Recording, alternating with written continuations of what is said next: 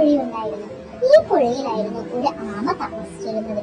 ഈ ആമ പുഴയിലും തീരത്തുമായി കളിച്ചുല്ലസിച്ചു കഴിഞ്ഞിരുന്നു. അങ്ങനെ ഇരിക്കെയാണ് പുഴയുടെ തീരത്തുള്ള മരത്തിൽ ഒരു കുരുവിക്കൂടുണ്ടാക്കുന്ന ആമ കണ്ടത്. ഉണങ്ങിയ ചെറിയ കമ്പുകളും ഇലകളും നാരുകളും ഒക്കെ കൊണ്ട് അമ്മ കുരുവി ദിവസങ്ങളെടുത്ത് തന്റെ കൂട് നിർമ്മാണം പൂർത്തിയാക്കി. ആ വീട്ടിൽ താമസവും തുടങ്ങി.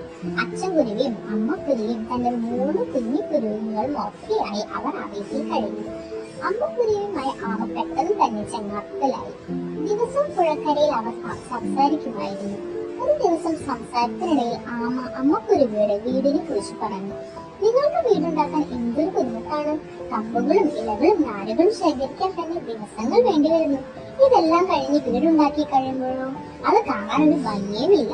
മാത്രമല്ല മേൽപ്പുര ഒന്നുമില്ലാത്ത കൊണ്ട് മഴ പെയ്താൽ നനയുകയും ചെയ്യും.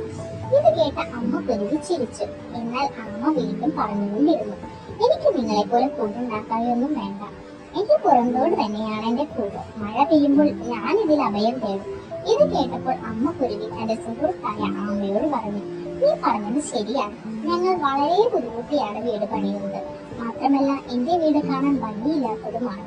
കൂടാതെ മഴ പെയ്യുമ്പോൾ നനയുകയും ചെയ്യും. പക്ഷെ വളരെ കഷ്ടപ്പെട്ടുണ്ടാക്കുന്ന ഈ വീട്ടിൽ ഞാൻ മാത്രമല്ല താമസിക്കുന്നത്. ഞാനും എന്റെ കുഞ്ഞുങ്ങളും അവരുടെ അച്ഛനും എല്ലാവരും വളരെ സന്തോഷത്തോടെയാണ് താമസിക്കുന്നത്. നിന്റെ പുറന്തോട് നിനക്ക് വീട് പോലെ അഭയം തരും. പക്ഷെ അതിൽ നിനക്ക് മാത്രമേ കഴിയാൻ സാധിക്കൂ.